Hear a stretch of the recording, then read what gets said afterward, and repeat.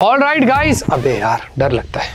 ऑक्सीजनोस 16 यहाँ पर आ चुका है फाइनली। जी हाँ, द मोस्ट अवेटेड अपडेट जो लोग वेट कर रहे थे, मैं आज आपको इसके बारे में डिटेल में बताने वाला हूँ। ऑक्सीजनोस 15 से 16 में क्या क्या नई चीजें आई है। स्पॉइलर अलर्ट, मैं बता दूं, मुझे बहुत अच्छा लगा है। आगे बताइए। वैसे दोस्तों, अगर आप नए हैं तो चैनल को सब्सक्राइब करिए, ऐसे वीडियोस आपको मिलते रहेंगे।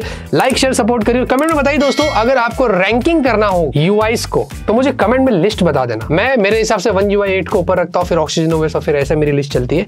आप अपनी रैंकिंग कमेंट में जरूर देना। और हाँ, ऑक्सीजनोस 16 के बारे में आपको कुछ कहना है ये भी जरूर बताना। सबसे पहले दोस्तों, अगर यूआई और डिजाइन की बात करते हैं तो देखिए, जो ट्रांजिशन है ये थोड़ा पहले से सॉफ्ट हो चुका है। मेजर इंप्रूवमेंट्स नहीं है, बट यहाँ पर थोड़ा सीमलेस हो गया है, देखकर थोड़ा सा बेटर लगता है। साथ ही साथ थोड़ा सा ओवरऑल जो यूआई है उसमें थोड़ा सा फ्रॉस्टेड ग्लास इफेक्ट्स ऐड कर दिया है। iOS 26 इंस्पिरेशन यहाँ पर लिया है। एप्पल बोल रहा है एक तरफ, मेरे को तो गालियां पड़ रही है, बट ये लोग देखो इसको डालते और मजे करके मतलब तारीफें ले रहे हैं।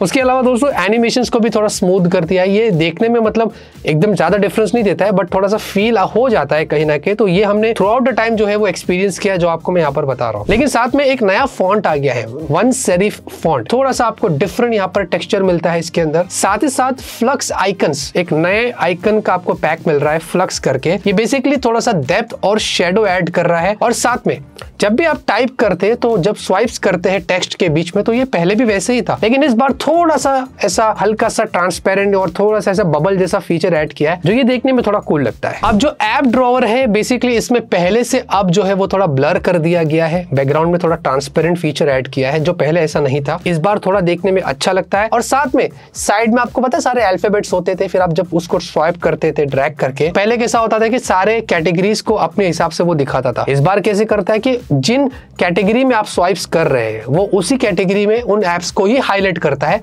बाकी के पीछे सबको हाइड कर देता है। तो ये एक थोड़ा सा चेंज हुआ है, जो मुझे देखकर अच्छा लगा। उसी के साथ आपको ऐप ड्रॉवर में एक नया कैटेगरी सेक्शन भी मिल रहा है। इसको देखकर किसकी याद आ रही है? अबे साले।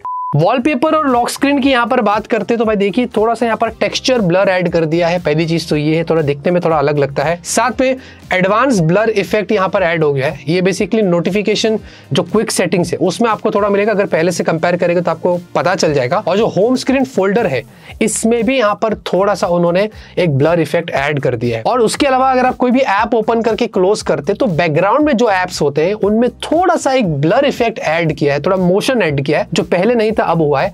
ये गौर से देखने पर पता चलता है, लेकिन ओवरऑल एक फील जो आता है वो बहुत अच्छा आता है। और उसके अलावा दोस्तों, अगर सिस्टम एप्स की बात करेंगे तो एज सच हमने कोई मेजर चेंजेस नहीं देखा है। ज्यादातर जो एप्स ऑक्सीजनोस 15 में जो थे सिस्टम के, जैसे कि डायलर हो, मैसेजिंग हो, वेदर हो, इनफैक्ट कैमरा भी जो ऐप है उसमें भी कोई खास चेंजेस नहीं है। वहां पर भी कुछ भी इंप्रूवमेंट्स हुई नहीं है, अपार्ट फ्रॉम कैलकुलेटर और ऐसे कुछ 1-2 एप्स हो गए जिनमें हमने थोड़े बहुत चेंजेस देखा है। बाकी सब कुछ वैसे ही है। अब कस्टमाइजेशन और पर्सनलाइजेशन की बात करेंगे तो भाई देखिए, लॉक स्क्रीन के ऊपर अभी आपको विजेट्स का सपोर्ट मिल रहा है फाइनली, जो पहले नहीं था ऑक्सीजनोस 15 में। बेसिकली आप अपने हिसाब से विजेट्स ऐड कर सकते हैं, कस्टमाइज कर सकते हैं, और ये दिखने में बड़े कूल लगते हैं। और साथ ही साथ आप अगर कोई भी वॉलपेपर सेट करते हैं तो उसके सीन को देखकर वो एक अपने हिसाब से टेक्स्ट को भी जनरेट कर सकता है एआई के जरिए। फिर वो खुद से बताएगा कि इस वॉलपेपर पर कौन सा टेक्स्ट जा सकता है, और वो बहुत अच्छे से इफेक्ट्स भी ऐड करता है। तो ये देखकर मुझे बड़ा अच्छा लगा। इनफैक्ट एआई वॉलपेपर्स इस बार बहुत अपग्रेड हो गए हैं और बहुत कूल लगते हैं। यानी कि अगर आप मेरा ये वाला फोटो देखिए कि हमने नॉर्मल लगाया था, ये 3D इफेक्ट कर दिया है और उसको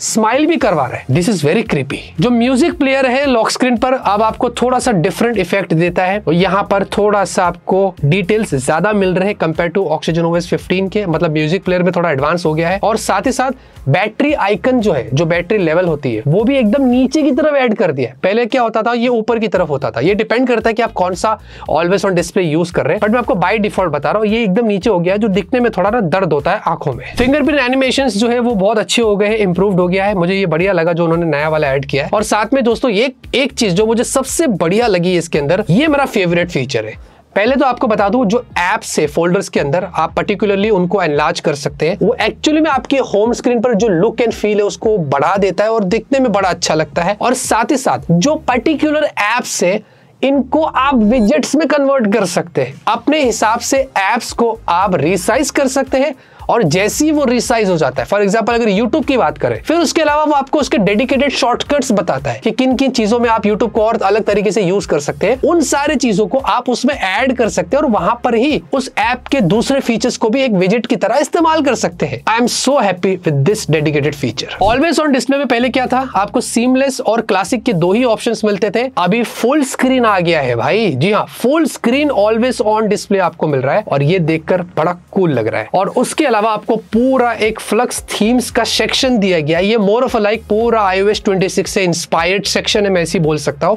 जिसमें आपको always on display, lock screen से लेकर सारे थीम्स में जो इफेक्ट्स ऐड कर दिया है ग्लास वाले, वो यहां पर मिल जाते हैं। तो जिनको iOS 26 का मजा लेना है वो ऑक्सीजनOS 16 में इस वाले सेक्शन में जाके ले सकते हैं। साथ में जो डायनामिक आइलैंड है, अब बेसिकली ये क्या हो गया कि पहले जैसा ही है, आप ओपन करके वो ऑटोमेटिकली मिनिमाइज हो जाता है पंचोल में, फिर आप स्वाइप्स करके मल्टीटास्क कर सकते हैं, टैप करके एनलार्ज कर सकते हैं, वो वैसी है। बस डिफरेंस ये है कि इस बार उन्होंने थोड़ा ग्लास इफेक्ट ऐड कर दिया है, हल्का सा ब्लर इफेक्ट ऐड कर दिया है, वो आप यहाँ पर देख सकते हैं। अब परफॉर्मेंस कैटेगरी को भी एक्सप्लोर करते हैं कि क्या क्या इंप्रूवमेंट्स हुआ है। तो यहाँ पर हम बात करेंगे ऐप लोडिंग स्पीड। ये थोड़ा सा बेटर हो गया है, थोड़ा स्मूथ हो गया है, जिसको अगर हम ऑक्सीजनOS 15 से यहाँ पर कंपेयर करते हैं। हावेवर ऑक्सीजनOS 15 भी अच्छा ही था, बट यहाँ पर एक इंप्रूवमेंट्स आया है जो मुझे देखकर थोड़ा अच्छा लगा। उसके अलावा जो गेम बूस्टर है, जब आप गेम खेलते साइड में से जो विंडो आता है, इसको थोड़ा सा उन्होंने पहले से रिफाइंड कर दिया है। साथ में जो इंपॉर्टेंट फीचर्स है उनको थोड़ा सा बड़ा करके सामने की तरफ ही शो कर दिया है और उसी के साथ आपको एक गेमिंग परफॉर्मेंस या माई गेमिंग परफॉर्मेंस वाला सेक्शन दिया गया है।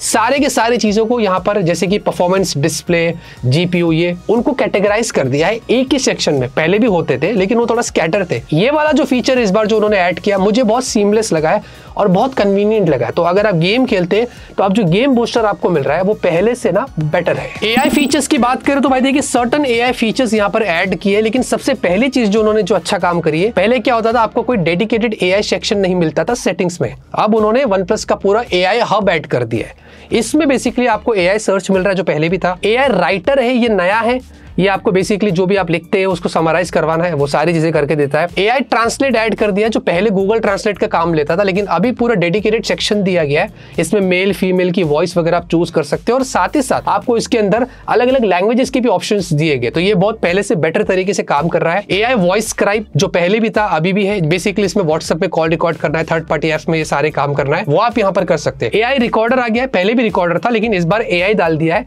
समराइज करना है, कैटेगराइज करना है, अब रिकॉर्डिंग के अंदर एक नया फीचर उन्होंने ऐड कर दिया है। उसके अलावा आपको माइंड स्पेस जो है इस बार उन्होंने जेमिनी में इंटीग्रेट किया है और बेसिकली अगर आपको जेमिनी से माइंड स्पेस का इस्तेमाल करना है, बहुत सारी बातें करनी है, जेमिनी तो कर ही देता है, लेकिन माइंड स्पेस को भी आप उसमें एक्सप्लोर कर सकते हैं। बाकी एआई सर्विस इंजन है और दूसरी जो चीजें हैं वो आपको वैसे ही मिलती है। बाकी देखिए दोस्तों, अगर मैं बैटरी सेक्शन की बात करूं तो उन्होंने क्या कर दिया है, पहले से जो बैटरी का पूरा इस बार जो सेक्शन है उसको रीडिजाइन कर दिया है और दिखने में थोड़ा अलग लगता है। और ये मुझे लगता है कि इस बार वाला जो उन्होंने किया है वो मुझे ज्यादा अच्छा लग रहा है कंपेयर टू पहले। पहले थोड़ा सा ऑफ लगता था, एक जैसा ही लगता था। अब थोड़ा सा उन्होंने उस मामले में उसको रीडिजाइन किया है, थोड़ा डिफरेंट किया है। तो एक चीज हमने सेटिंग्स में जो चेंजेस देखे वो इस सेक्शन में देखा है। लेकिन गैलरी ऐप में पूरा के पूरा एप्पल से लगता है मेरे को उन्होंने पर्सनल मीटिंग किया रहेगा कि भाई बैठ जरा कुछ बात करनी है, क्योंकि यहाँ पर आप देखेंगे पहला जो सेक्शन है नीचे, वो दो टैब्स नीचे जो ऐड किया है बॉटम में, वो सेम है एप्पल के iOS 26 जैसा। वहां पर आप देखेंगे पहले अलग होता था, पहले नीचे कैटेगरी होती थी बॉटम में, लेकिन यहाँ पर ऊपर की तरफ ऐड कर दिया है। उसके अलावा